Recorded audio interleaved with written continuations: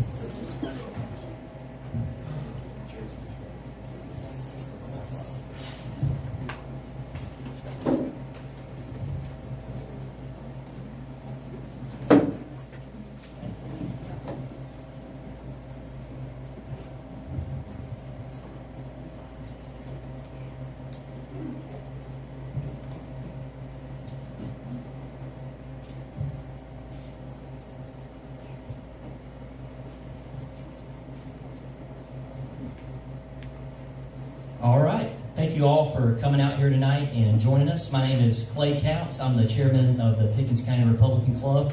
Tonight we have a special event. We have candidates for County Council District 3 that are here to take your questions, hopefully share a little bit about what they believe and why they think that they're the right person for the job. I'm part of the Pickens County Republican Club. We have a group here that helps make this possible. We're an auxiliary under the SCGOP. So a group of fellow conservatives that came together and said, hey, let's get a platform to have candidates come, take questions, and have a way to have voters educated. So that's our ultimate goal tonight, is that you get to speak to these fine gentlemen, hear what they believe, and learn something about them. I'm going to get us started with a word of prayer. Dear Heavenly Father, God, thank you for allowing us to come here today and join as free citizens of the United States, where we don't have fear of oppression or someone coming after us because we want to share our ideas and thoughts. God, thank you for the blessings that you provided us as we come together here and gather as citizens to elect the next person for County Council District 3. God, be with us through this time. Allow us to have wisdom and select the right person for the job and honor you through our actions. It's through Jesus I pray. Amen. Amen. All right, and if you can stand, please join me in the Pledge of Allegiance. I pledge allegiance to the flag of the United States of America and to the republic for which it stands, one nation, under God, indivisible, with liberty and justice for all. Thank you.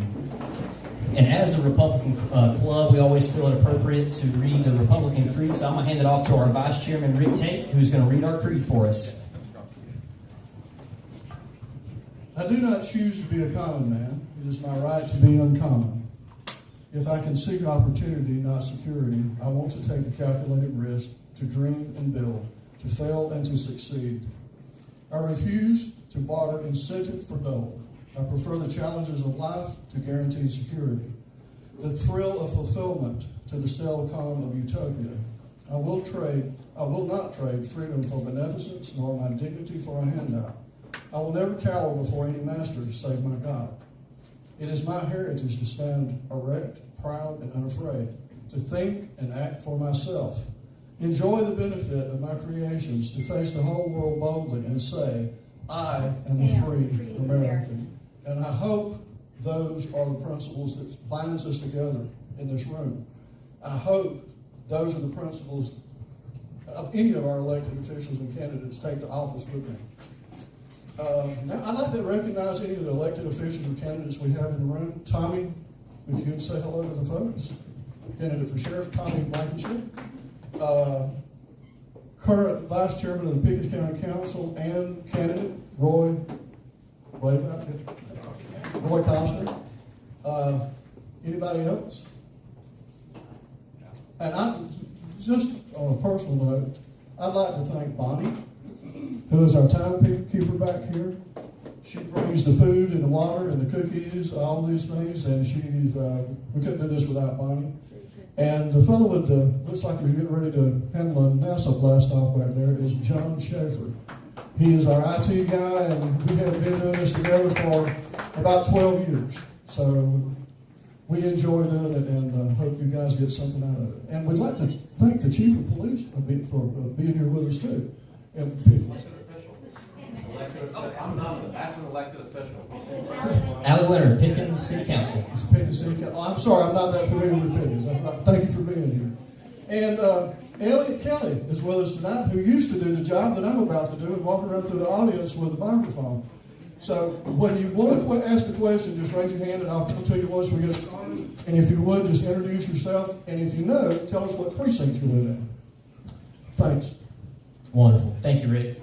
So a couple of points I'll make you guys aware of. Restrooms are in the back through that door right there. As Rick mentioned, we have water and refreshments over here. Also have a donation basket that goes towards the club, reserving venues, things of that nature. I do want to make it known both these candidates did pay for this venue, so they are very interested in you being able to hear from them. So I thank both of them for doing that. Also want to add, we have a sign-up sheet in the back for our mailing list. It's there in the back, promise not to spam you, only a few emails a month at the most. So we'll let you know when we're having events like these if you would like to come and attend. So with that being said, I think it's time to get started. We have current Councilman Alex Seda and challenger of that position, Mr. Justin Durham, here with us tonight. The rules are going to be as follows. Questions will come from the crowd. You guys can ask anything you like with two caveats. Please be on topic. There's national races, all kinds of things going on, so please keep it relevant to this particular race and be civil and be respectful. I know both of these gentlemen have offered themselves to serve, which is a big sacrifice of their time, money, and efforts. So I ask that you, even if you disagree with their points, be respectful, ask your question, and then pass it on, go back and forth between the crowd and the candidates, and then allow them to answer. So having said that, we'll have a 3-minute introductory statement from each candidate. They'll ask, questions will come from the crowd. They'll have 3 minutes to respond. We'll take turns going back and forth. And then we'll have a 2-minute closing statement. So with that said, I think you guys are both aware timekeepers in the back with our cards. We will get started. I'll show you the yellow when you have 30 seconds remaining. When I show the red card, your time is expired. Thank you. All right. Ready to roll? Let's do it. I think Justin's going to kick us off. Timekeepers ready? Great. Thank you. That's my son right over there. I'm Justin Durham, running for county council. Almost lifelong Pickens County resident. I'm also a United States Army veteran. Moved back here in 2014 after serving in the Army and moved back to Pickens County. Had the opportunity to build a house on a piece of what used to be family land. So I have been here for a long time and care about Pickens County. Care about everything that's going on and what we're going to lead to our children. I appreciate everybody being here. I appreciate Alex, you coming out and doing this tonight. Appreciate the Pickens County Republican Club for doing this as well. The reason that I'm running for, the reason we're running for county council, am I correct? You can use that this time. Okay, you can talk about that yourself. So the reason that I'm running for county council, I feel like we need to fix our roads. We need to get an increase. We need to increase pay and retention for our first responders. I understand it goes across the board for our county employees, but I'd like to take a place to start, and one of those, and the place that I would start when we're increasing pay and retention is among our first responders. I've been in business for a long time. I got my bachelor's degree from Anderson University and got my master's degree from Clemson. I've been in workforce development now for the past 9 years, and one thing that I've seen in workforce development is that you need to have a plan. You need to be able to move things forward. You can't work on everything at once. You have to be able to take things in segments and say, we're going to start here, and then we're going to move on and continue to work across the board. So that's the approach that I'll bring to county council if I'm elected. I will do my best to work with people wherever I can. I have a core set of values. I'm a Christian conservative. I make no bones about that. I fit the stereotype of a Southern Baptist, right? However, I do believe that if you can work with somebody, you should do it. There are issues that come before county council all the time that transcend Republican and Democrat. And I think a lot of times in our society we have gotten away from that, from the understanding that you can work together on some issues while you still stick to your core principles and you just won't budge on those issues.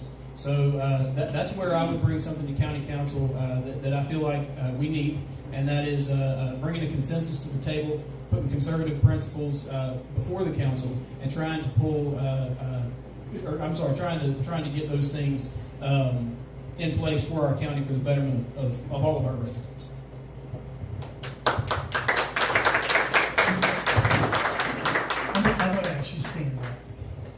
running on 5 things. The first thing I'm running on is too much growth. I want to preserve our small town, the wildlife. I want to preserve the scenic beauty. Communication. I'm just not a jack-in-the-box politician who just shows up every 4 years when he wants your vote. I actually communicate throughout the 4 years. I question power, speak truth to power, and I'm not afraid to stand up. We also need to build another EMS station. We haven't built one in 12 years. True inflation the last 3 years has been up 30%. Average wages are up about 10%. So your purchasing power is falling behind 20%. Everybody. You need to raise pay for employees. And the final thing is, I'm a fiscal conservative. I got the track record to prove it. I've never voted for a property tax increase. The government has plenty of money. They just need to better manage it. Now, folks, there's no Democratic Party in Pickens County. So the moderates and the liberals and the conservatives all run in the Republican primary. You need to be skeptical. Now, if they say they're fiscal conservative, they need to be doing 5 things, 5 principles. 1, setting priorities. Not everything's a number 1 priority. 2, do they live within their means? If revenue's this, they better not be spending this. Spend this or this. They need to also avoid borrowing and put you into more debt, because interest buys you nothing. Tax increases are a last resort. Save money for a rainy day. Because I can tell you, all the county councilmen 4 years ago ran on being fiscal conservatives. The millage rate today is 90 mills. It was 57 mills then. So you have to be very skeptical. That happened in 2 votes. 5-1 vote, 4-2 votes. I voted no on it. It's not that they're liars. They just don't have the financial skill set. And what happens is they defer to unelected, unaccountable to the public administrators. That's the problem there. Now, finally, and Justin, I'm going to bring this out because he said some things during the campaign so far, and I want to clear the air on it. One of these things he said is the current councilman has failed to accomplish anything in 4 years. He also said Alex's political track record is living proof he's not concerned with results. He wants to be a rhetoric guy. He said no solution plus no results equals non-existent leadership. He also called me a no. I vote no on every issue. Alex is in District 3's rubber stamp no vote. Now I'm going to be pretty pointed tonight. Now one of the questions I have for him is his first responder pay plan. How much is it going to cost? Let's put some dollar numbers on his promises. Thank you.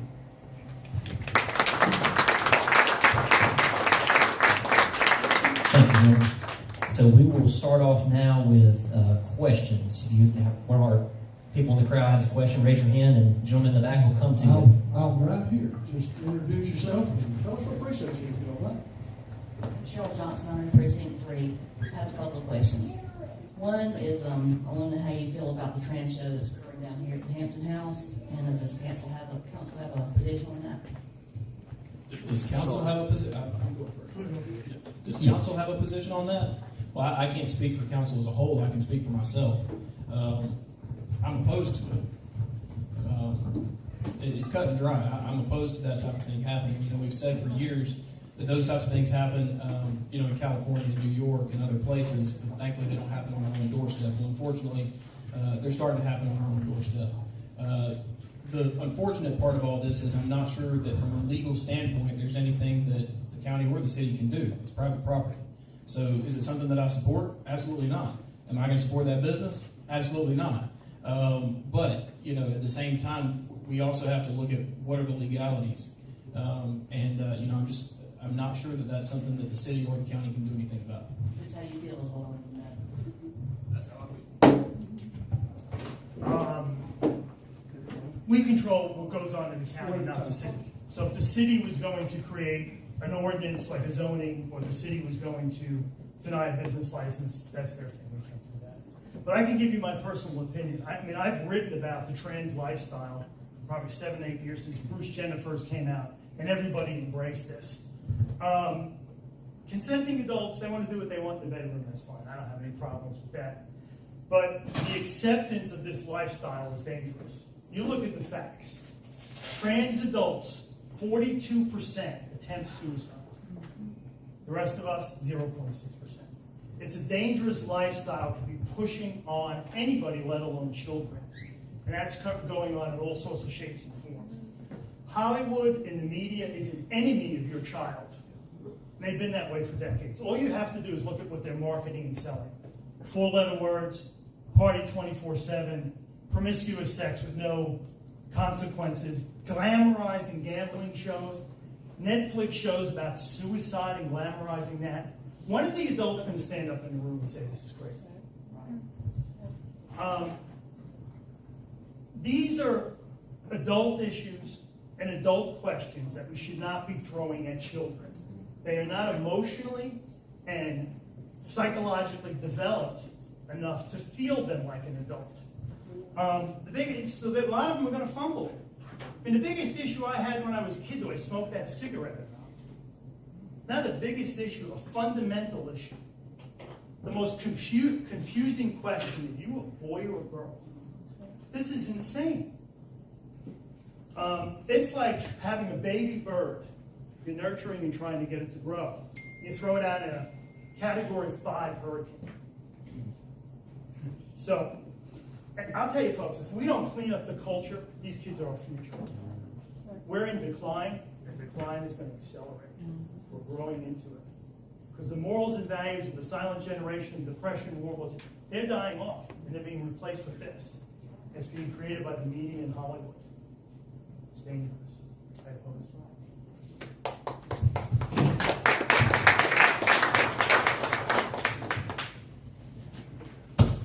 So this is kind of a different question, but the first is for Mr. Durham. On your social media campaign page, I've noticed that you repeatedly state Mr. Seda votes no the majority of the time. You even went as far as stating he voted against FN America until the final vote. This simply is not true. He voted yes on all 3 of those votes. I confirmed it by reading the minutes, and I've attended many council meetings and reviewed minutes from over the years, and I just respectfully disagree with that stance that you take. So can you please explain why you feel he votes in opposition the majority of the time? And then for Mr. Seda, can he explain why he votes in opposition some of the time? So, Alex, yeah. So we round robin between who goes first. So Alex will actually go first on this one.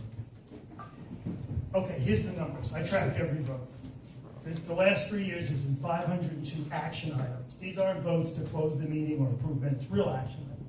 502.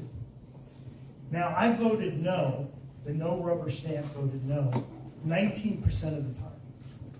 So 1 out of 5 times I vote no.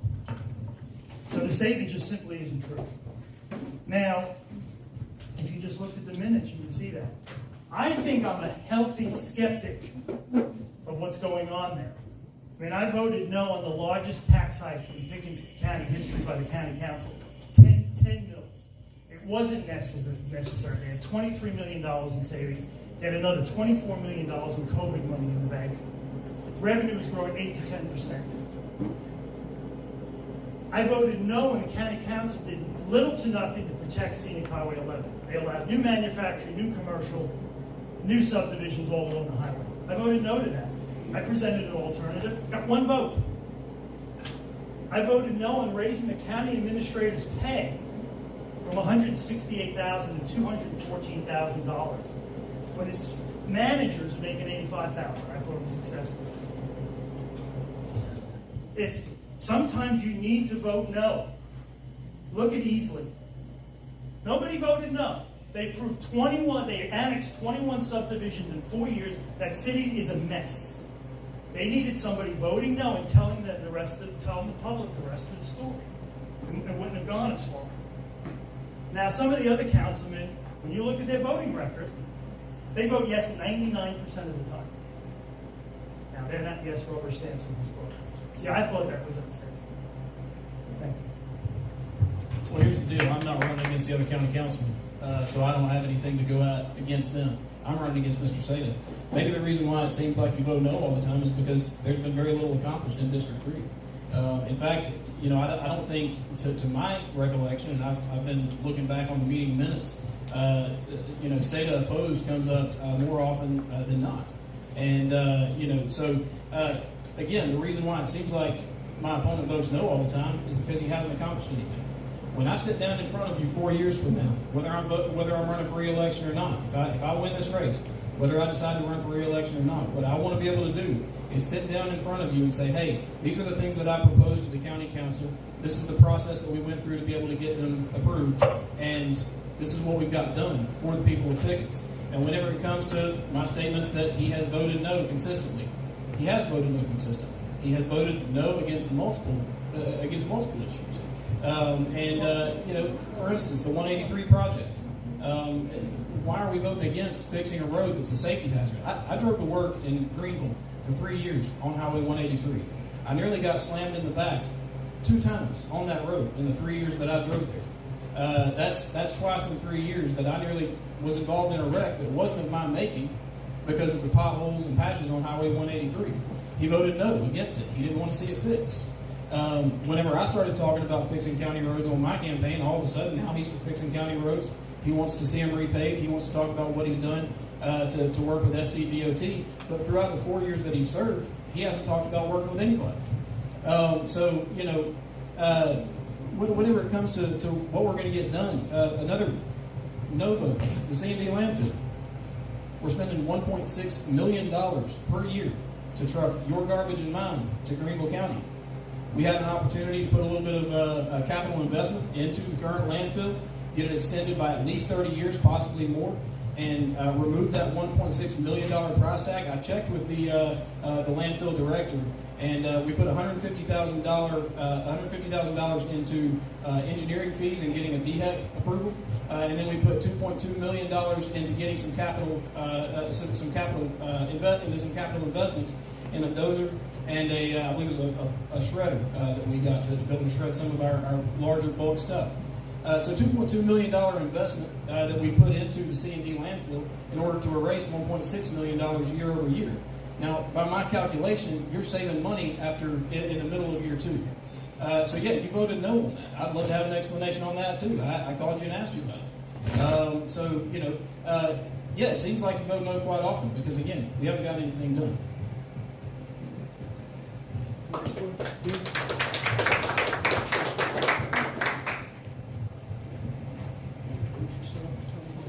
I'm Ken Horpisky. I live out in Pumpkin Town, and my question is, seems to be as the county getting older, what are the plans to improve and increase the capability of EMS?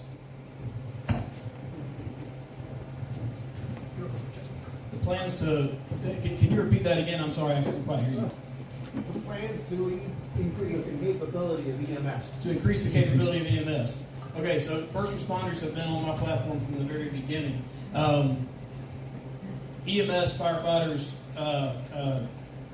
sheriff's office as a whole, we need to reevaluate what we're doing there. As we've grown as a county, we have stretched our first responders thin. And I appreciate all the first responders who are sitting here in the room right now. I appreciate what you do, but they're spread thin right now. What we need to do, we need to look at what our staffing levels are in EMS. I know that EMS has been brought up potentially building a new station. I don't have a problem with building a new station, but we need to address the fact that we're having trouble staffing our current EMS stations first. If we spend the money to build a new EMS station and easily, as my opponent has proposed, and then it sits there empty, we buy trucks to put in that EMS station, and they sit empty and unused, it's not going to do you and I a bit of good. So we need to address the pay issues. We need to address the retention issues.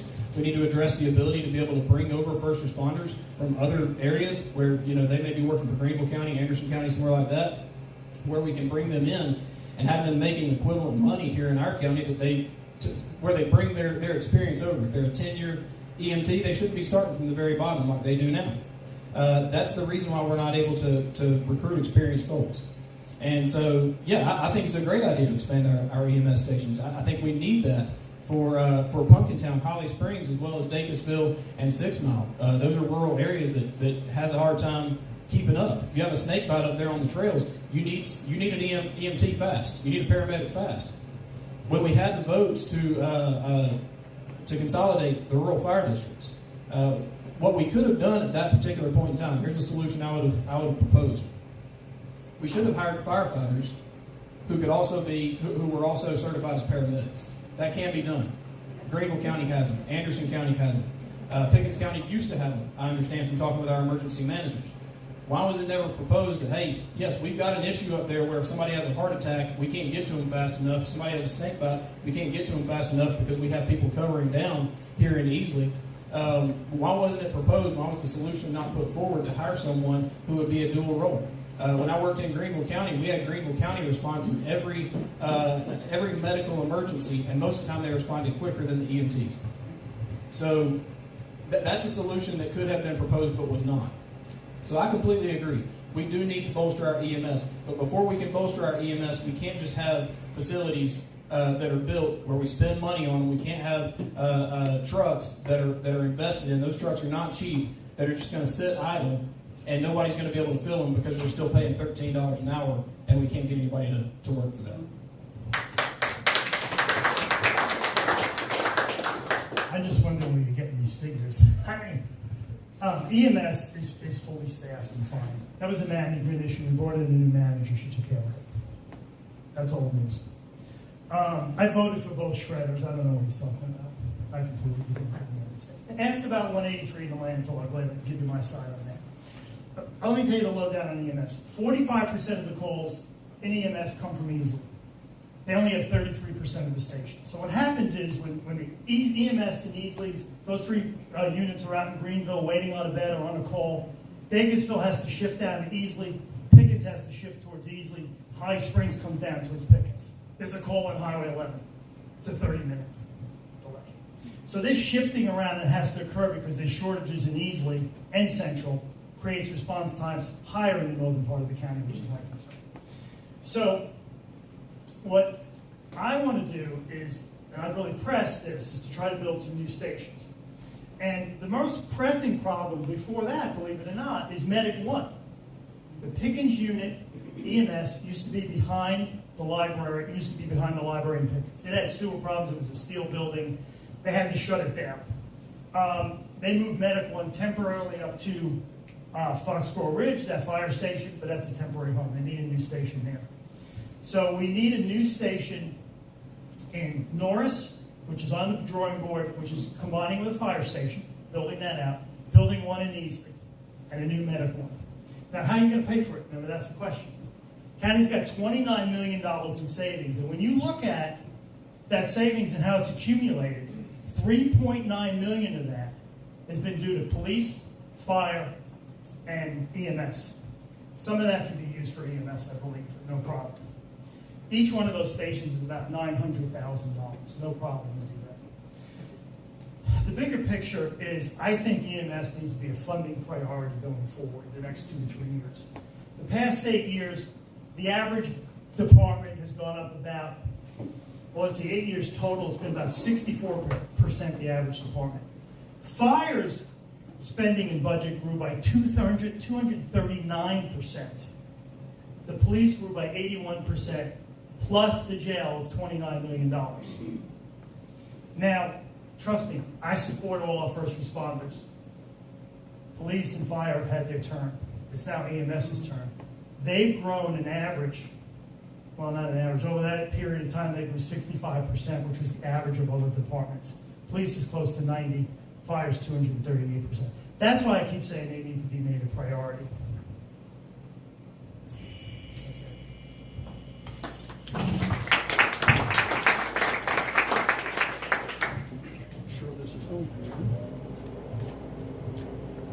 Introduce yourself.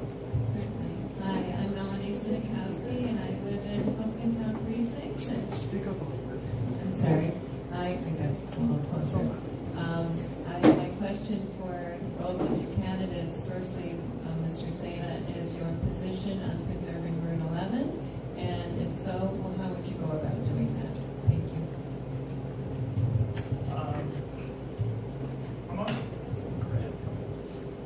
Okay, the 5-1 vote last year, County Council voted to do little and nothing to protect Highway 11. It's a scenic highway. Their plan allows new manufacturing, new commercial, new subdivisions all along the highway. It controls the look of things. So the dollar stores are going to come. They're just going to have to look like a tree. The plan allows light manufacturing all along the highway, up to 200,000 square feet allowed on the scenic highway. Storage warehouses, carpet manufacturers. Nobody wants that. How could I vote for that? I was the one that voted no, of course, right? I just did my research up there. I sent out letters, I solicited input, did it on Facebook, I knocked doors, and when people wanted up there was no new manufacturing, no new commercial, no new subdivisions. And most told me that they were okay with giving up their property rights to industrialize or commercialize their property as long as everyone else had the same rules. And their neighbor couldn't sell out to QT, or their neighbor couldn't sell out to Dollar General. That's their fear. That's why they're okay with giving up their rights. I was okay with them giving up their rights because they were okay with it, to protect the highway. If they had said the opposite, I would have said the opposite. They told me. And so I adopted a plan that they told me, which was plus or minus 1,000 feet on the highway from the center line, no new commercial, no new manufacturing, no new subdivisions. Individual homes, no restrictions, grandfather existing structures. That was my plan. Now, I'm going to go back to him again. He got a Pickens local. Him and I got basically the same plan. He said he didn't want industrial there, chain stores, large subdivisions, apartment complexes. The difference is he calls my plan an infringement on people's rights, but his plan is not. Now I want to explain how you're going to protect Highway 11 without restricting people's rights. Because he went a step further on his website and he said, we'll only allow commercial, residential, and industrial zones. That's what we'll do, which is zoning, which is an infringement on rights. So it's just, you can't have it both ways, folks. You can't sit there and say, we're going to protect the highway and we're going to put restrictions on rights of owners, but then at the same time tell people, we're not going to restrict your rights. I'm open with people, and why I was open with them. They told me, no new commercial, no new manufacturing, no new subdivisions. Where do I sign? Now, they're giving up their rights, and the government would do that. They wanted it, though. That's the difference. Now, I can't see how you can do both. So Highway 11, hot topic in 2022, and I followed each one of those meetings. I agree with my opponent. Nobody wants heavy industrial, light industrial apartment complexes. Residential developers coming in there, knocking down acres and acres of trees and putting a riot homes right in front of Table Rock. Completely agree there. When it comes to property rights, though, my opponent keeps saying you can build anything up there as long as it doesn't look like as long as it looks like a tree. What do you have to do to get your property there not to look like a tree? I spoke with, or to look like a tree. I'm sorry. I spoke with a couple of people up there in the area, and I've spoken with multiple people in the Pumpkin Town area who are highly upset about what my opponent said in October 2022 about people's personal property rights and what they could or could not do on their property. You have to get certain in order to build a house now in that 1,000 feet of protected space. You now have to get approvals to be able to do that. Those approvals cost money. The cost of living is already going up. And again, you just have to make it look like a tree, but you have to get the state to sign off on it. Whenever it comes to the vast majority of the people wanted these restrictions and wanted the government to take away their personal property rights. I heard that said multiple times too. Again, I listened to each one of those comment sessions. I was either there or I was listening to them on YouTube. I counted up roughly how many people we were looking at who spoke for and against. And it was about a 50-50 split every time of people who said, hey, yeah, I'm perfectly okay with Mr. Seda and the rest of the county council taking away my rights to be able to do what I want to do on my property. And then the other half of them saying, hey, we've owned this property for years. We want to pass it down to our kids. We want them to be able to build on it. I don't want you to take away my right to be able to do that. So it was not the vast majority of people up on Highway 11 who had decided that they wanted this done. And I can tell you right now, from the outreach that my campaigners received from the Pumpkintown area, there's a large group up there who are highly agitated about all of this. Zones, restricting rights. Look, I get it. Whenever it comes down to what we want to do from a development plan, we need to put a plan in place. We have certain areas in the county that are better suited for manufacturing. Highway 11 is not one of those areas. Therefore, I would keep the restrictions on Highway 11 to not be able to put manufacturing in that area. But if you want to put a house on your property, I don't think you should have to go prove to the state that it's going to look like a tree in order to build on your property. That's your property. You own it. So I make a delineation there between corporations, residential developers, big developers, and the individual who has 10 acres of property and wants to split that property up among their kids and have their kids be able to build there without it being a financial hardship on them. Time.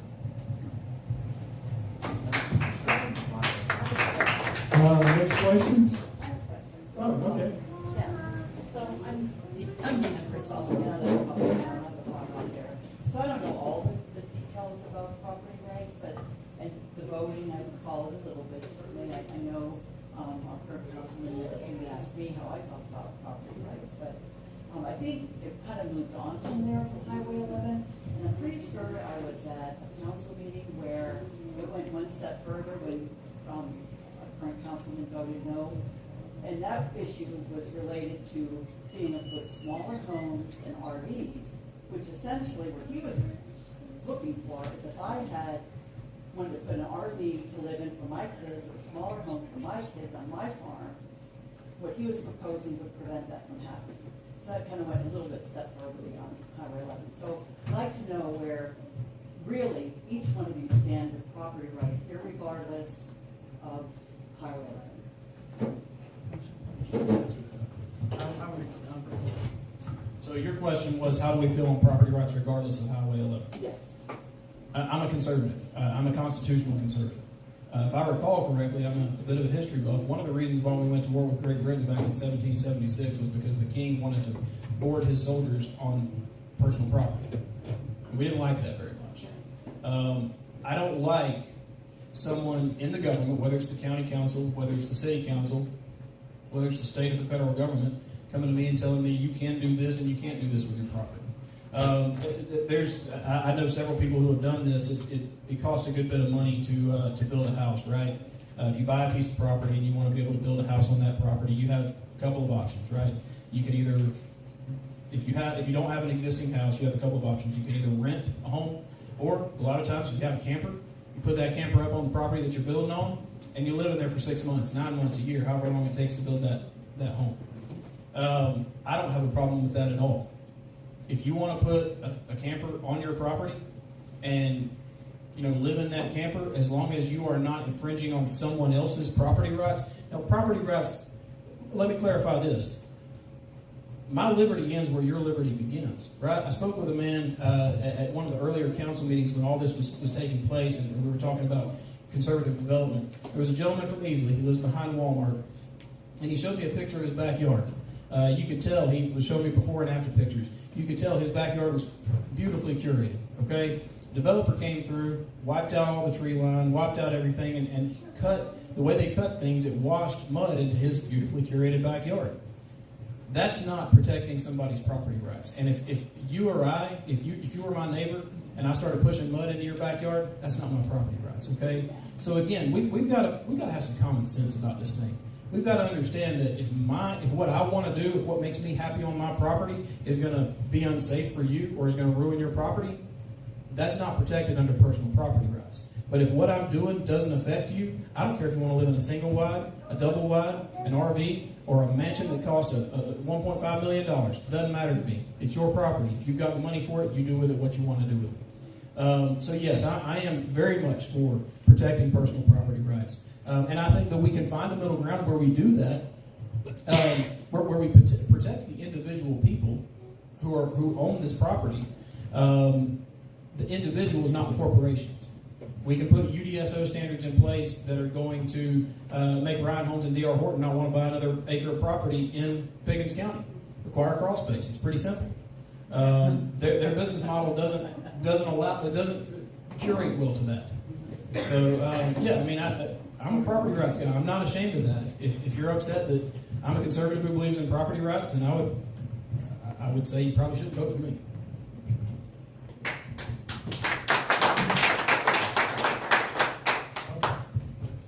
This is where I'm having a problem. To say you're for property rights and then propose, property rights is basically I can do what I want, what I see fit with my property, with no restriction. That's what the definition is. Now, he proposed zoning, which is you can build this here, but you can't build that here.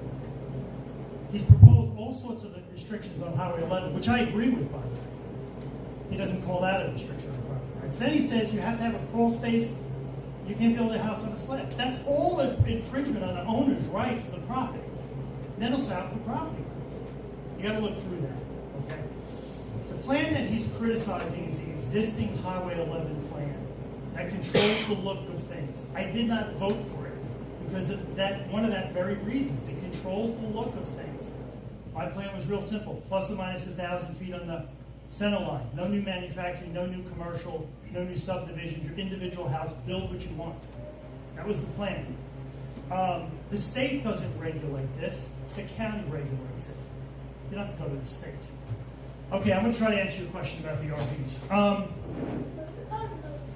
I support RVs. When you want to take an RV to a camp, stay in it temporarily, no problem. That's what they're built for. You want to build a house, you want to live in an RV for a while, I support that. Now, what I don't support is RVs becoming a permanent residence, which is not legal. It's not legal in Anderson. It's not legal in Oconee. It's not legal in Greenville. It's not legal in Spartanburg. Now, these guys have talked about making it legal here, and I opposed it, and I gave my reasons. Definition of an RV: a motorized camper, a converted bus, a tent trailer, any portable structure designed for temporary housing. This stuff will all become permanent homes. Do you want to live next to a tent trailer in your neighborhood? Just think about how this can go wrong. Neighbor's house burns down, he collects the check, he puts a fifth wheel RV on there. You're going to complain. There's nothing you can do about it being legal at that point with the proposal that was out there. The neighbor wants to make some extra money, cuts out a piece of land in his back, pulls an RV up there, rents it to God knows who. You're complaining, can't do a darn thing about it. They're legal at that point. Now, if you talk to law enforcement, they will caution you against making RVs a permanent residence. That's a bad idea. Recreational vehicles are not up to code for homes. They're not modular homes, they're not mobile homes, they're not regular stick-built homes.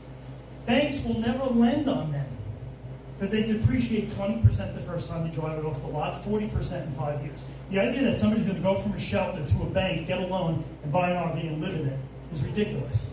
They're going to be rentals. They're going to be very easy to drive onto a property, set up, generate income. They're going to be all over the place like the mobile home parks were years ago. Time. That's what I fear. Thank you.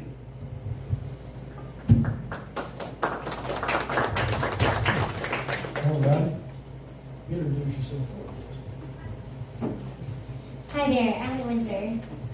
I believe that it's very important for our elected officials to be focused on their elected position or job and not seeking higher elected office. Will each of you pledge right now that you will not seek another elected office for the duration of the next 4-year term on council? See? Okay, I ran for the school board 4 times. I was elected 3 times. Everyone criticized me as he was a climber. He's doing it to run for higher office. Every time I just ran for the school board. That was it. Instead of running for the state house, which I had no desire to do, I ran for county council, which was actually a step down. When you look at the budget of the school district, it's about $200 million. They got about 2,000 employees. County government has about 700 employees, and their budget's about 1/4 the size. So in that sense, in terms of size and scope, going from school board down to county council is actually a step down. So there's no evidence in my history, and I'm telling you straightforward, I have no desire to run for higher office. The question was, will you run for higher office in the middle of county council? No, absolutely not. I don't want to move out of Pickens. I have no desire to be in Columbia. I have no desire to be in D.C. I don't see that changing. Pickens is my home. This is where I enjoy living. I can serve Pickens while also serving on the county council, and so that's what I plan to do. If the people of Pickens are gracious enough to elect me, I plan on serving the people of Pickens County. I know you can, I'm not taking anything away from any of our elected officials who are serving in the state or in the federal government. It's not my cup of tea. No, I don't plan on running for anything else in the middle of my 4 years. I would like to, since I've got some time, I would like to kind of circle back on some of those personal property rights. I never said it was a great idea to live in an RV, but there are lots of things that may not be a great idea that aren't going to hurt anybody. Okay. Again, it's about your right as an American citizen to do what you want to do without somebody in the government coming to you and saying, "Hey, that's not a great idea. You shouldn't be doing that." That's not built to the point that you would be able to live in that long term. You know, people have said the same thing about single wides and double wides. What my concern is, I'm not getting too hung up on the RV parks. I feel like there are ways that we can take care of that. So I'm not getting too hung up on RVs.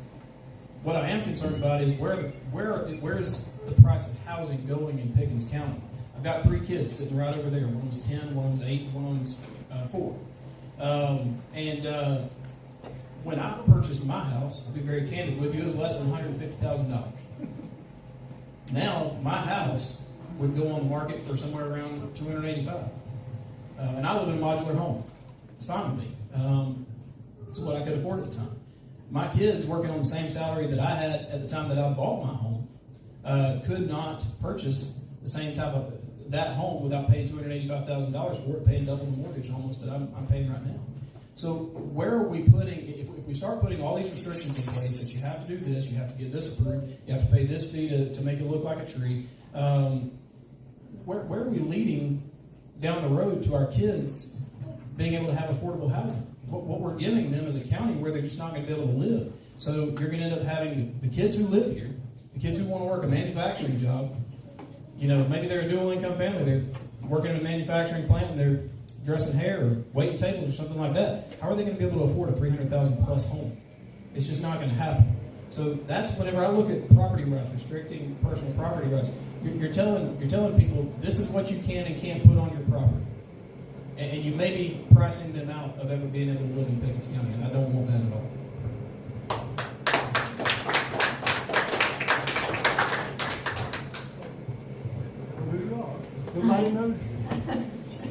Johnny Rains, I live in District 2, but what you guys do affects me, so I'm here to see what you guys have in store for us. Right now, my biggest concern is the library. I think you all know what's going on at the library. There's pervasive vulgar materials available for minor children, and this county council continues to allow the public library to have its own personal property tax rate. They're on millage. It's kind of like what Kathleen said, the gift that keeps on giving. And you have expressed, Alex, your concerns. Justin, and you have too, by both of you signing the petition that we were circulating. So I know you're aware of the concerns, how the library is what I would call grooming children.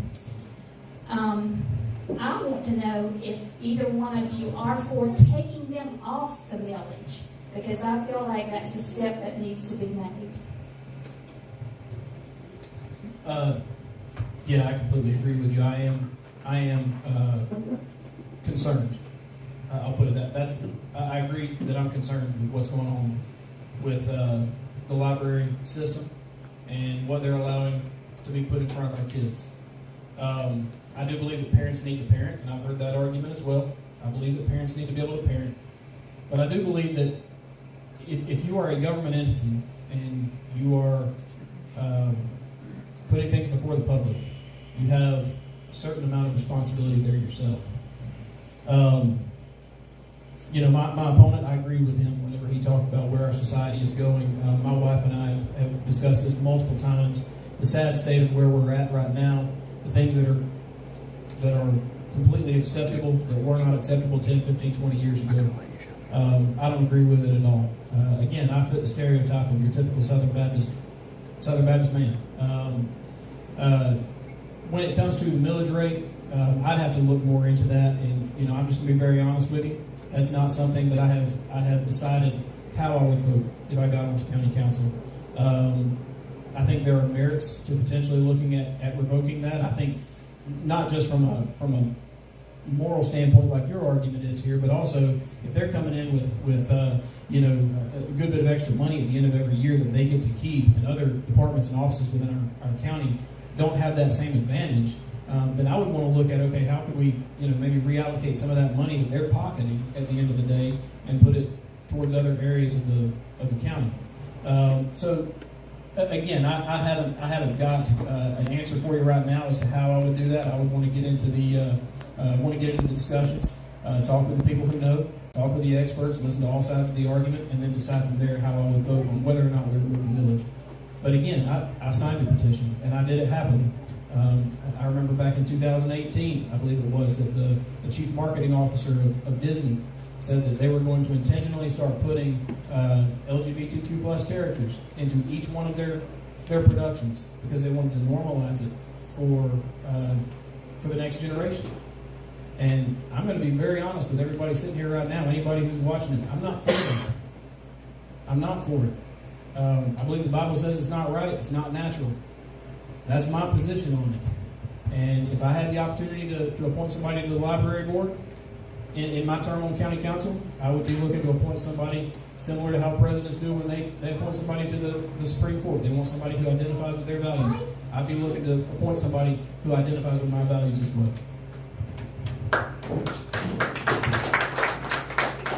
Okay, there's two issues here. One is the funding issue of the library, millage versus a flat budget. A millage allows them their own tax rate. Most old departments don't have that. Their own special tax rate. They also get, as a result, they have their own savings account. The library has amassed about $4 million in money for its own account. Now, when the sheriff has a budget of $17 million and he spends $16 million, he doesn't get to keep that $1 million. And they've saved a lot. You've made that point. Now, when the library spends $4 million, but their revenue is $4.2 million, they get to keep that. Now, is the library more important than the sheriff's department? I'd say public safety is more important. So if the library is going to have a Cadillac system, they surely should. In reality, it would be chaos if every department had its own tax rate. So the library needs to be like everybody else and come home from village. Now back to the books. This is going to end up in court. The facts of this case are being created right now. And you have to make sure that you're on the right side of the facts and the right side of the law when this comes down to it. The library board acquires the books, not the county council, not the director. The county council went to remove books, they'd be sued, they'd lose in court in a minute. The law is very clear. Now, when the library board was asleep and the director was selecting the books, that wasn't right. The library board could pass a policy tomorrow and say, no more vulgarity in our catalog. They could do it. If the library chairman, the director didn't implement it, they could write her up a terminator. Now, my role is limited.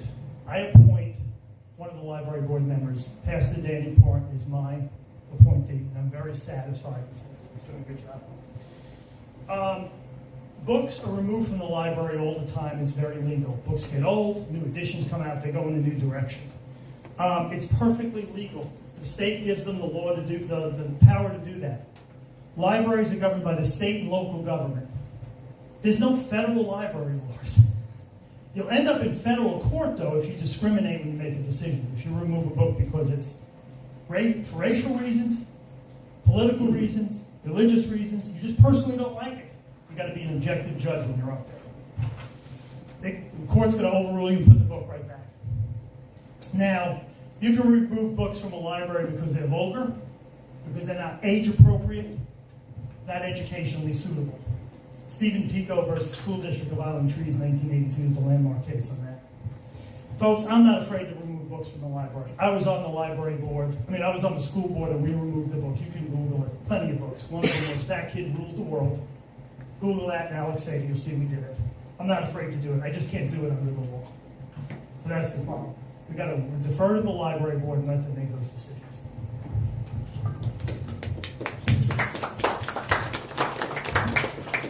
Anybody, since you asked one, is there anybody else has a question? Okay, let me get him and I'll come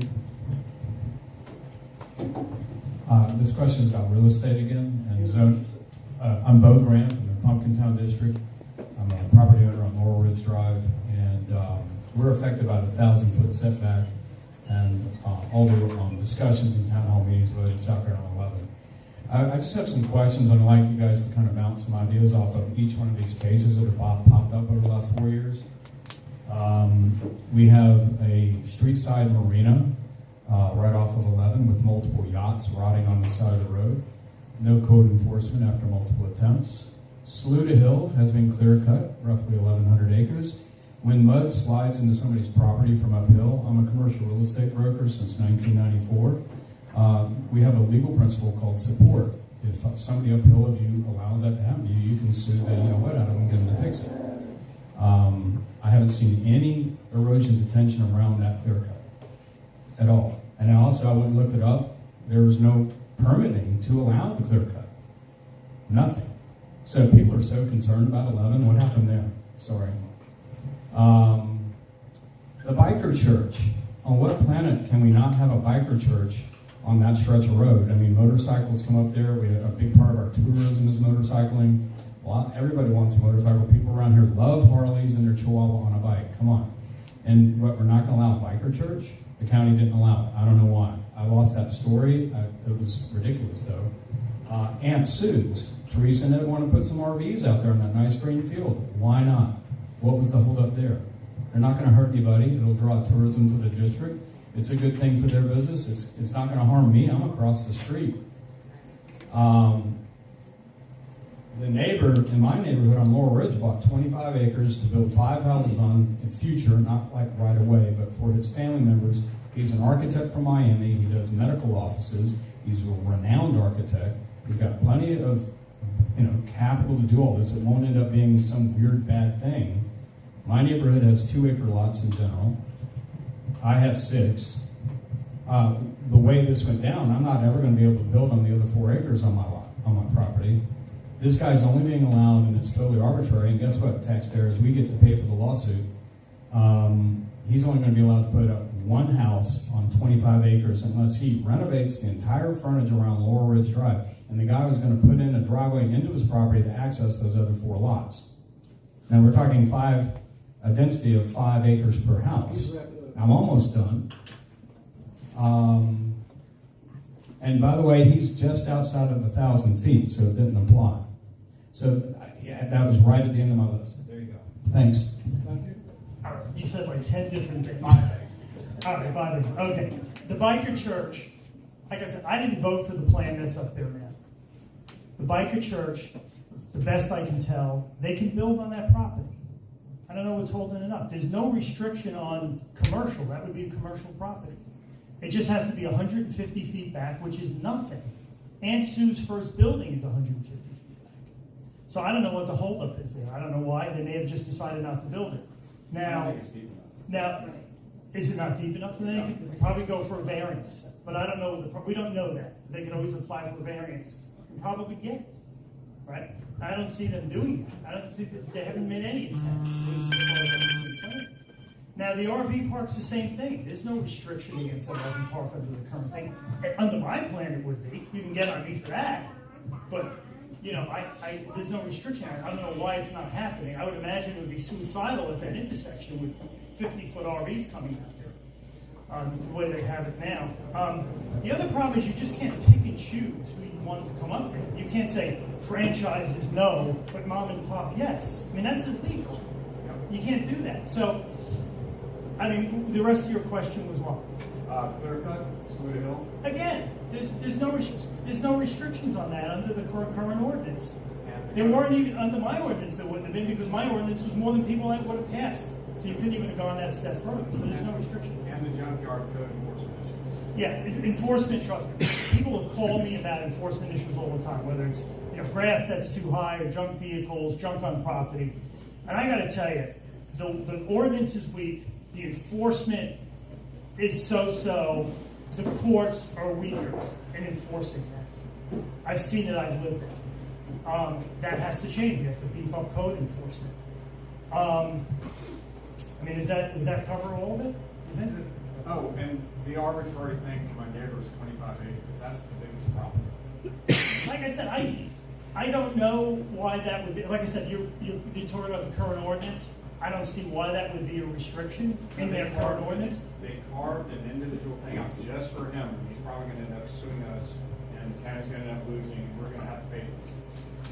It's a 25-acre lot. It's going to be a lot, so one He's house on- on it.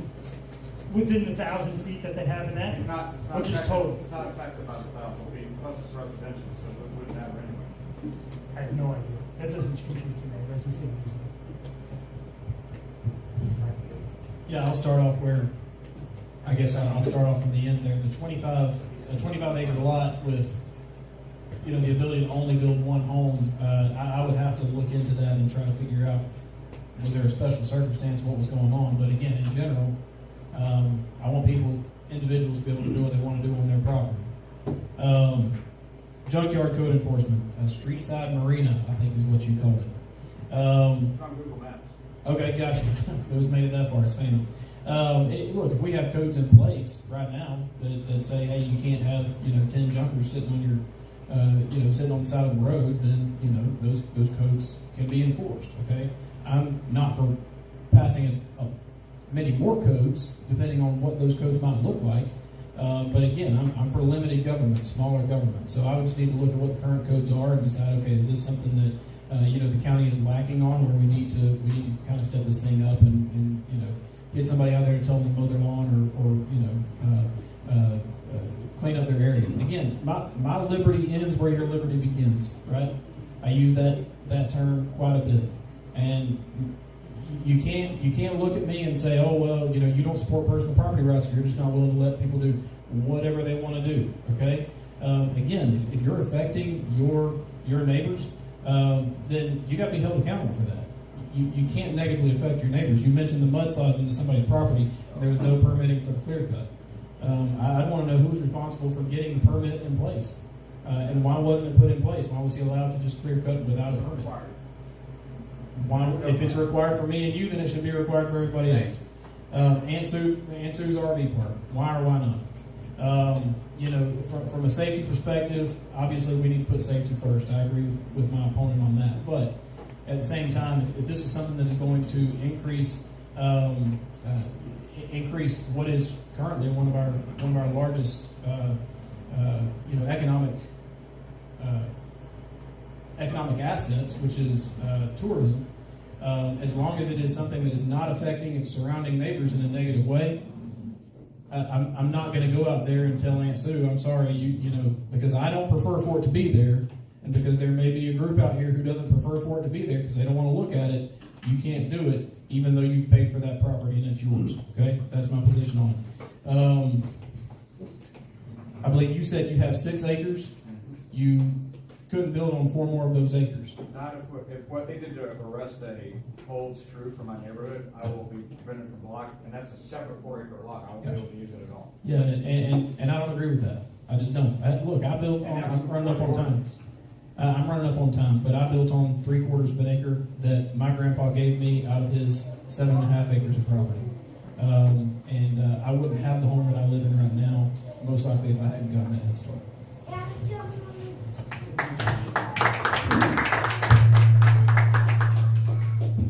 John and Rachel Foley, we live in the Puckintown district. And I was conversing with Mr. Sansa on Salem on Network Neighborhood about his opposing this Highway 11 Heritage Corridor. He loves to say he opposed it. Then he starts with the scare tactics and he goes, do you want a Walmart? Do you want a Dollar General, you want a QT. These things are not going to come out there. It's not going to happen in that area.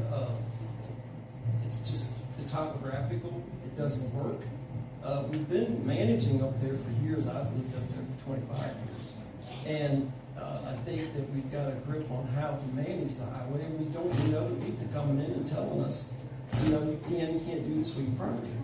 And it is very restrictive on the residential. There's a section in that 617, I think is the ordinance number, section 4. It tells you what color. You have to get an earth color paint on your house. What? The question is, why do you keep saying that you didn't vote for it, and what you won't tell people is you wanted something that was so much more restrictive than what you actually said no to. So going forward, are you part of the push to move this to other parts of the county, which I've read on the county website? You guys want to extend the view shed. You want to bring these regulations to the rest of the county, several areas. And I've spoken with Justin, he's not for this, but you are. And I just want people to know that's what you're standing for. So you're saying, you're talking about the current ordinance up there I voted against. Now listen, yeah, I did. Now you're citing that. I don't want to control the look of your house. Remember what I said? Plus or minus 1,000 feet. No new commercial, no new industrial, no new subdivisions. Individual homes, do what you want. I've said it 100 times. Well, that's the plan that's in place. I didn't vote for it. Mine was an alternative. Let me speak. The plan that I have doesn't do that. I didn't vote for it. The problem you're having is with their plan. Now, my plan, you wouldn't have a problem. An individual home, you could do what you want. Now, if you wanted to build a commercial, you would have a problem with my plan. You'd have a problem with industrial. You'd have a problem with its subdivision, but you wouldn't have a problem with an individual home. Now, with that other plan, it's a lot of regulation. The way they slow the growth is not saying you can't do industrial or commercial. They give you a bunch of regulations to stop it. That's not my plan. My plan is very straightforward. You're not going to build commercial. That's it. It's not going to say you can build commercial. We're going to put 1,000 restrictions on it, so really you can't build commercial. It's very straightforward. Now, no. Never, I'm plus or minus 1,000 feet. I've never supported anything more than that. I've talked about the shoulder of the road 100 times over. The shoulder of the road. When you start to do more than that, I don't think it's what people wanted. I didn't talk to people beyond 100,000. What I basically did is I knocked doors with people on 11. I knocked doors just off of 11. You live off of 11, so I never came to your house. But I did later get your opinion on Facebook. So, that's my sort of take on all that. So was there another point you had there? Yeah, which is not part of my plan. That's a rumor you're hearing. It could be somebody else. Now, I just wanted to share some of the things that I did. I just went out and knocked 166 doors along Highway 11. 99 of those people were home. I talked about my plan. 4 had reservations out of 99. That was it. Now, their reservations were, one cautioned about zoning, the other one wanted restrictions along Highway 11, but not as wide as they are now, which I agree with them. 1,000 feet was my point. They said the biker church should be built. On my plan, they wouldn't build it, but under the current plan, they could. And then another person said they should be able to sell it to top dollar for anybody they want. But that was 4 out of 99 that I spoke to. That's the majority, the overwhelming majority that I just keep seeing. That doesn't count the 101 doors I knocked 18 months ago. So I feel pretty confident in that position. I know you and I disagree on that. We've gone back and forth on that. But I feel pretty confident it's the majority position that they want to protect the scenic highway, the shoulder. Now, beyond that, I think you're right, it's successful.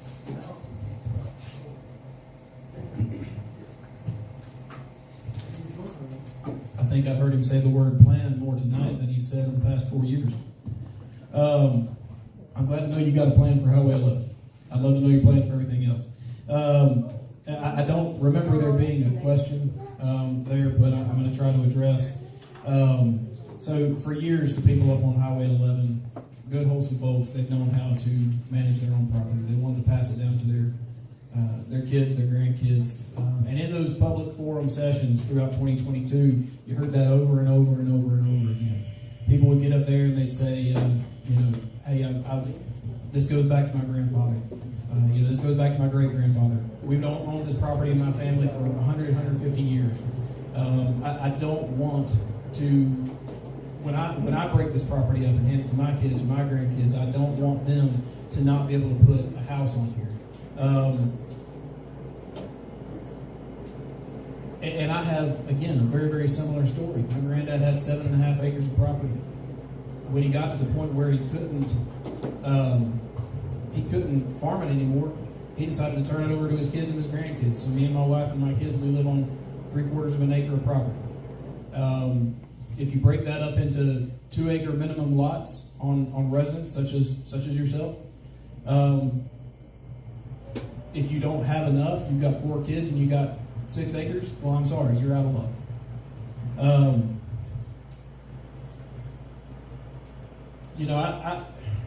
I think we're kind of beating a dead horse at this point on the property rights.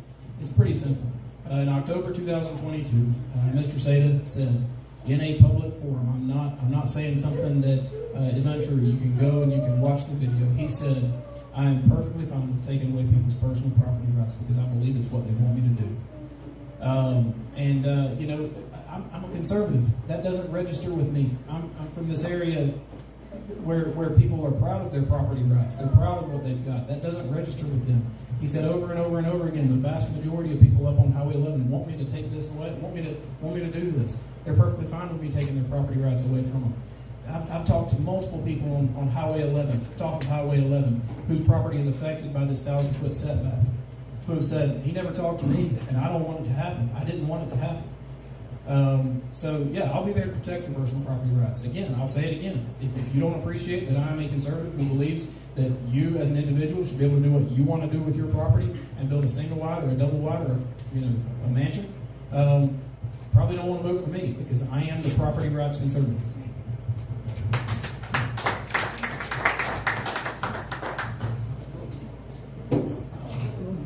I'm going to bring it back to first responders if you don't mind. This is kind of to Alex. Why do you feel like, you said fire and law enforcement have had their turn. Why do you feel like they need to take turns when they should all be supported because they work together? And then 2, you say they've had their turn, yet they're still underpaid despite the convenient pay raise during an election year. And they're overworked compared to surrounding counties. So why is your focus EMS if you say they're fully staffed? And what is your plan working with the new sheriff? So Justin actually answers this one first. Well, first off, I'd like to applaud, what the council did last night to be able to give pay raise to our first responders. There's no ego in this campaign for me. It's not about me being able to stand up here 4 years from now and say, hey, guess what I did? I do think there's more work that needs to be done. I know there's more work that needs to be done. We're talking about 1% step progression increases for our first responders across the board. I pulled the numbers here from Evergreen Solutions. They sent me the information. We're looking at 1% step progression year over year. 1% on $15. $15 an hour is 15 cents an hour.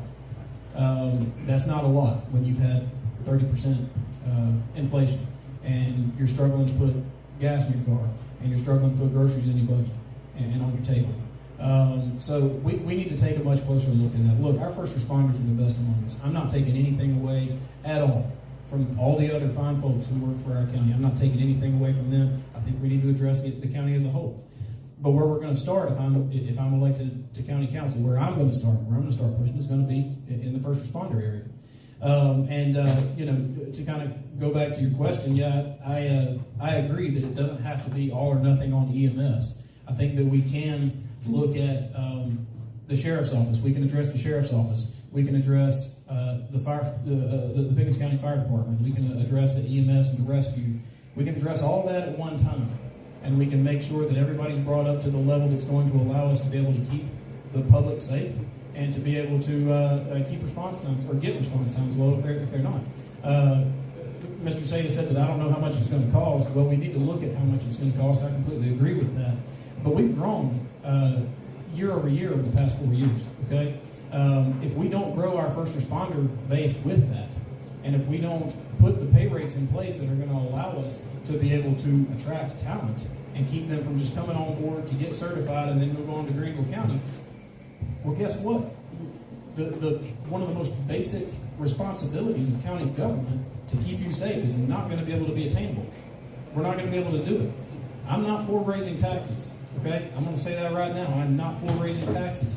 But I do believe there are certain scenarios where we have to take a very hard look at our budget and say, okay, year over year, can we afford to be able to pay our first responders what it's going to take to keep them in their boots, in their spot? And are we going to be able to attract people from Greenville County, Anderson County, Oconee County to be able to come here and make similar wages to what they would have made over there and have a better work-life balance? So yeah, I completely agree. We can focus on the whole first responders as a whole as opposed to just EMS.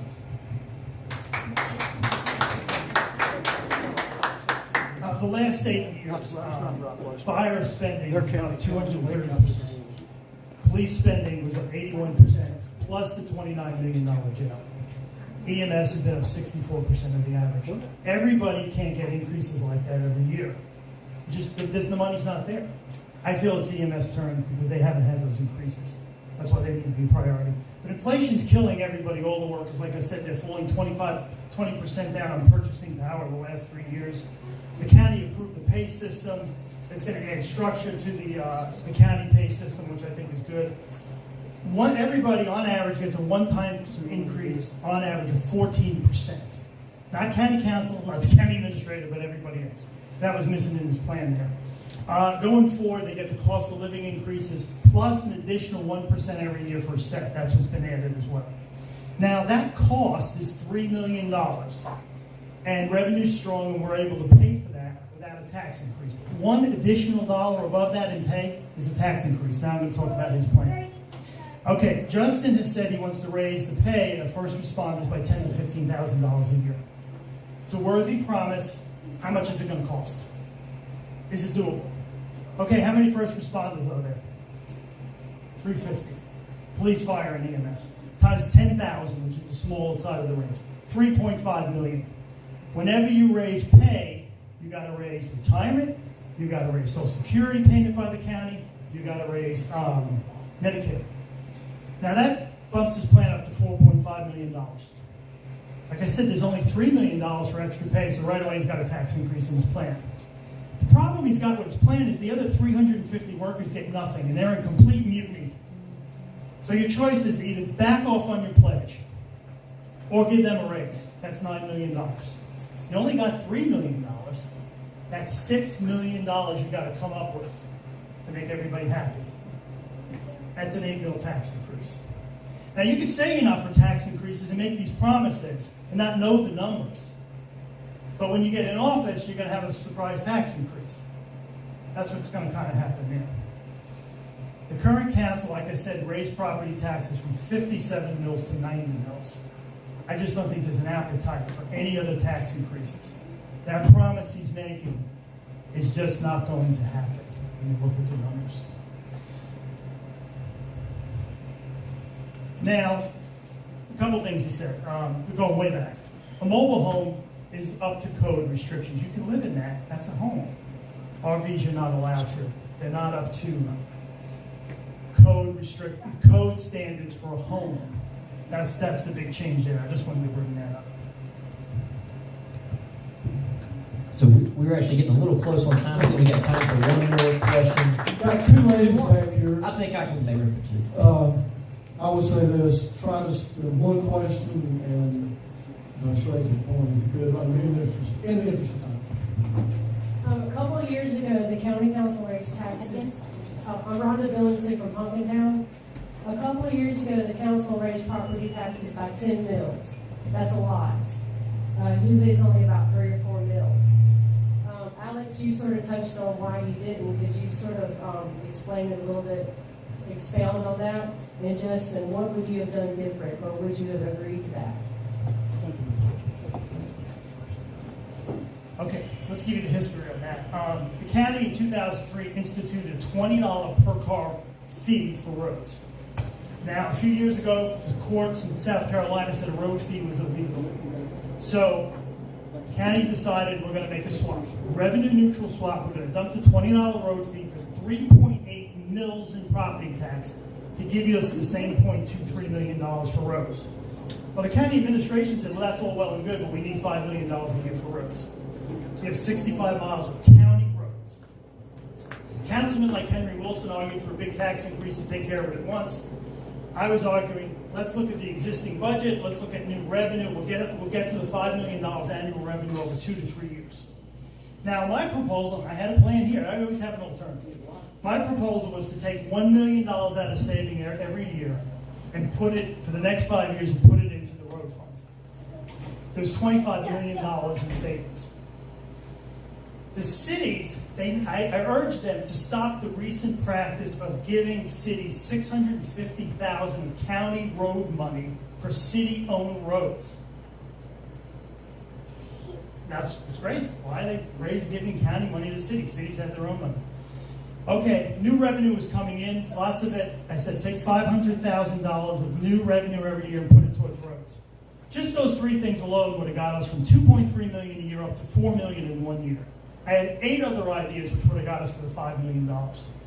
Now, county council, they didn't like that idea. They rejected it. They passed a one-fell tax increase at one time. And at third reading, they went from 3.8 mils to 10 mils without public notice. Another reason I voted on it. But I like my budget manager approach. You get there. Take time. It was a record tax hike by a Republican county council. They made all sorts of conservative promises. We're fiscal conservatives. First thing they did was have a record tax increase. It was false advertising. I didn't want to do it. Inflation was already eating at individual wallets. I didn't support it. It was not 10 mils for the entire general fund in 30 departments like you typically do. It was for one department, 10 mils. They have so much money for road money now. They're using county money. They just paid the state road. Spending money in ways that they shouldn't. Paid state road at Island Road. That's just a state road. The county chairman confirmed to me they're paving city-owned roads with this county money. The county transportation the committee gives us the county $1.6 million a year for county roads. The county forfeited and gave it to the cities because they have so much money.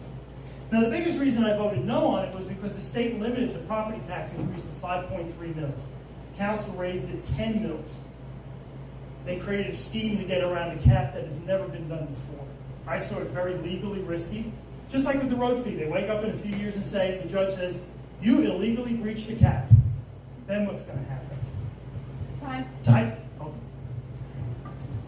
County council for years and years has kicked the can down the road and said, well, we're gonna, we'll deal with it later. We'll deal with it at some point. And our roads have just crumbled around us, right? Tax hikes should be the ultimate last resort. Okay. I'm also not going to be dumb enough to sit here and pull the George H.W. Bush trick of read my lips, no new taxes. Okay. Because if there's something that makes sense and we can get a good return on investment from, then I'll consider it. Okay, taxes are an unfortunate fact of life. I don't like it, but unfortunately they do exist. They should be as low as they possibly could be. We should cut everything from the budget that we possibly can that is not essential if we end up having to go towards a tax increase.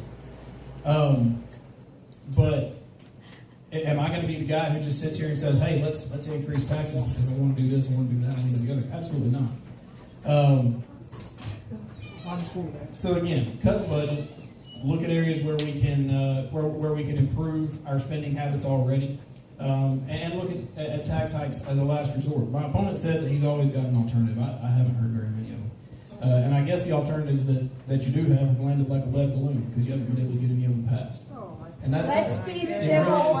You will be civil, or your mic will be shut off. I believe that I'm being civil, and I believe that it's important to point out where I would differ and what the differences are. The differences are that I would get things done, I would get things accomplished, and I would look for every avenue to be able to get our roads fixed, not kick the can down the road. We went from a 75-year plan to fix our county roads to a 20-year plan to fix our county roads. I'm not saying I would have voted for the 10 mil hike, but there is some sort of return on investment. You can't deny that. You're not going to be driving on potholes and patches for the next 75 years. You'll be driving on them for the next 20, okay? But hopefully, 20 years from now, we'll be looking at having roads that you're not taking a risk of running off the road because you hit a hole a little bit too fast. Okay, that's my position on it. I am not a tax guy, but I do believe that we need to work together to get things done. And the last question. I'm Laura Hinton in District 4, but I do have a question about Highway 11, and I think I know where Alex stands on this, so sorry if it's repetitive. But it sounds like at least one of you wants to repeal the protections on Highway 11. Do you want to repeal the Highway 11 protections, and if so, what would you repeal or change?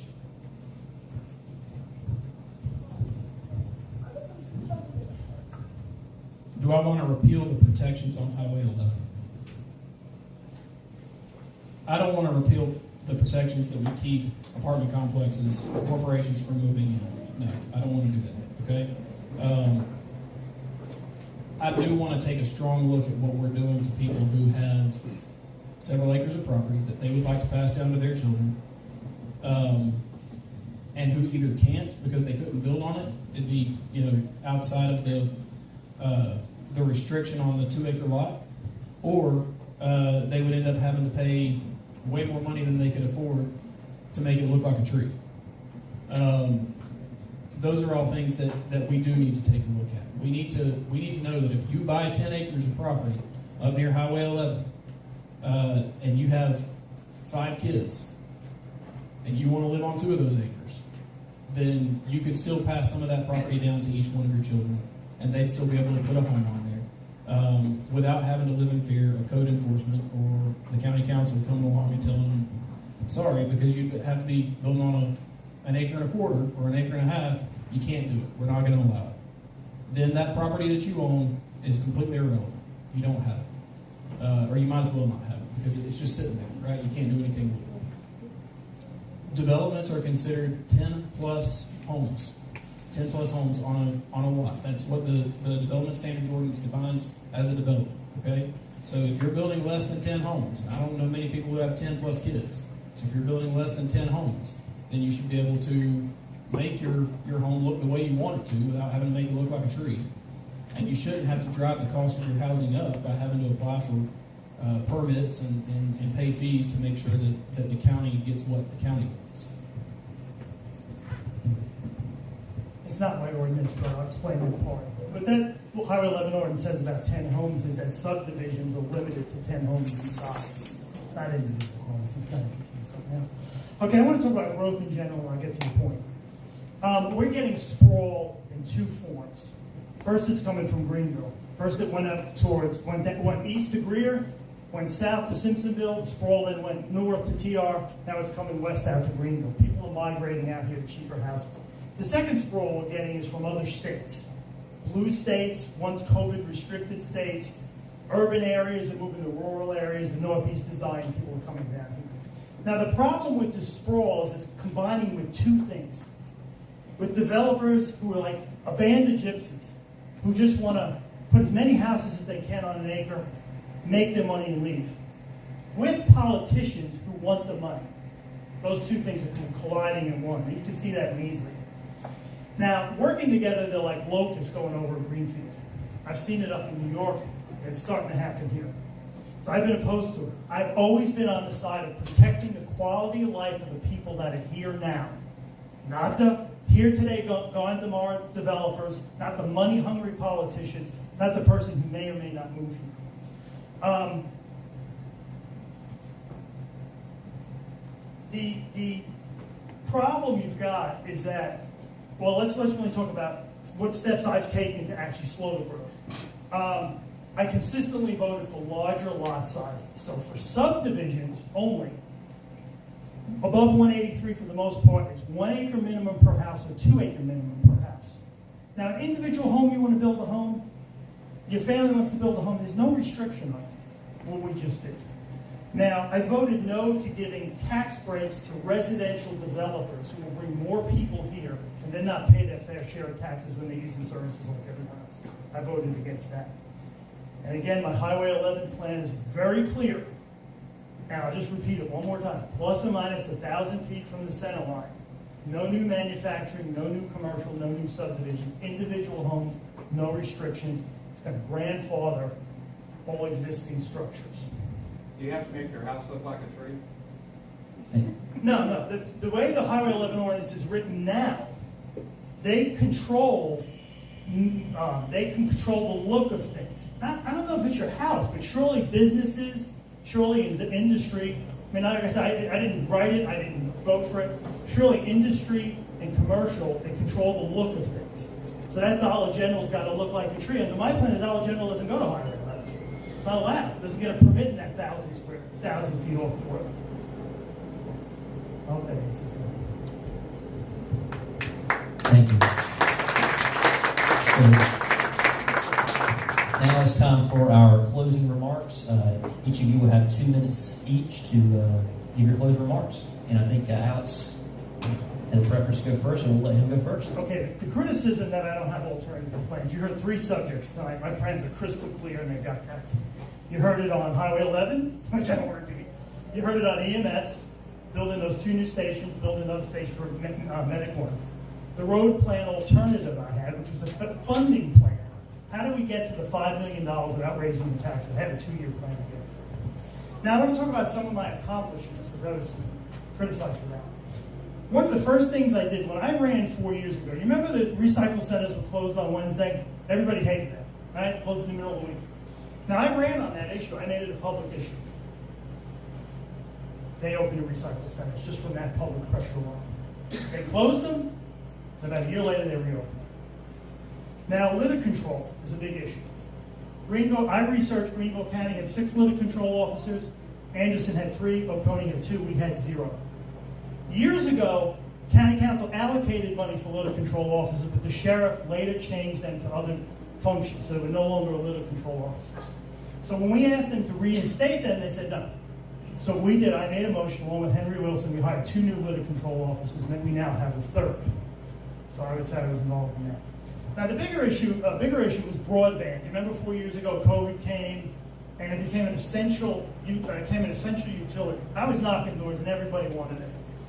And Blue Ridge announced the plan. They were going to get into the broadband business, and they were going to put Pickens on year 3 of the 5-year plan. 2 things were done to get Pickens at the front. One, the County Council passed an ordinance to give $1.6 million tax cut to Blue Ridge for its network it was building in return for $10 million investment by Blue Ridge immediately to connect all the county buildings. And as they were connected, and they were connecting everybody in between. This moved up the process because you have a recycle center up on Highway 11, you got EMS stations up there, so they started running the lines. Then the vineyards, they stepped up.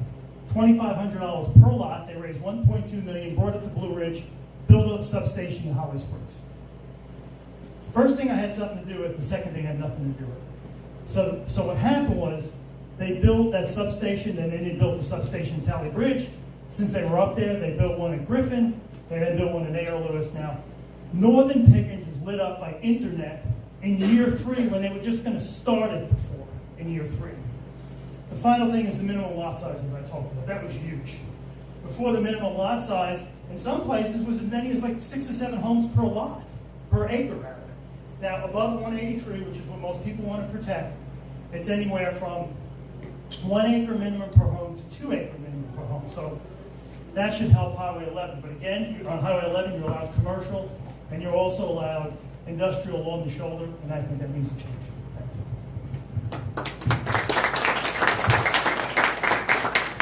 We talk about property rights a lot, all right? We've talked about EMS, we've talked about multiple different things, we've talked about roads.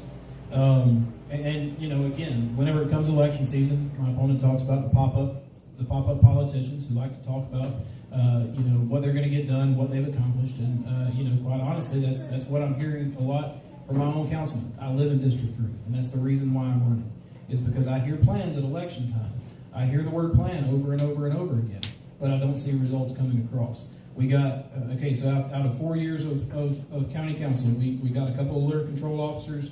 The landfills are now open on Wednesdays, and in his very first council meeting, January 19th of 2021, after he took office, he voted on the final reading of the broadband internet proposal. It had already been worked on for months and months and months by the rest of the county council. And then, he votes on it on the third reading, in his very first council session. Now, look, I support a lot of things right now going through the campaign. But if it gets accomplished before I take office, or if it gets accomplished on the very first meeting of my county council career, if I'm elected, I don't have a ton of leg to stand on to be able to say that I was the one who got that accomplished. So again, when I decided to run, I saw a dearth in leadership. I didn't see a lot getting done for District 3. I decided to run because he voted against Highway 183 getting fixed. We needed somebody who was going down to the state legislature and working with Davey Hyatt, working with Senator Rice, working with the other members of the delegation to get that project brought on into Pickens, brought on up to Highway 8. We didn't have that in District 3. That was a big reason why I decided to run, because I drove it every day at that point. And it's a dangerous road. But there was no appetite from our District 3 leadership to get that done. And so now they're on the flats there beside BJ's. You've still got all that area right there where it's one big patch, one big pothole, and you have to drive over it. Go to my Facebook page and look at the video. It's right there. Me and my brother drove it. We got to get something done. We've got to get things accomplished. The proof's in the pudding. I can stand outside this building all day long if it's on fire and say, hey, that's on fire. But if I don't pick up the phone and dial 911, if I don't pick up a hose and try to put it out, then I've done absolutely nothing to further the cause. So that's what I want to do if I get elected. Thank you. Thank you both, gentlemen, for taking the time tonight to come out and offer yourself to serve.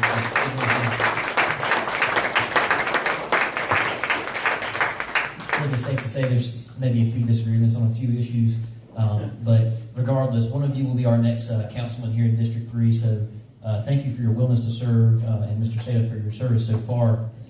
Again, thank you to each and every one of you for coming out tonight. I've got some homework for you.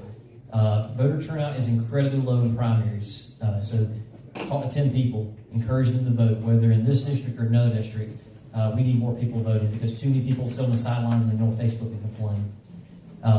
As I mentioned before, we have some refreshments, drinks, a little donation basket for our club. If you feel so inclined to give us a little bit of money, it will go a long ways. Also have that sign-up sheet in the back for our email list, and I hope to see you all again very soon. Thank you.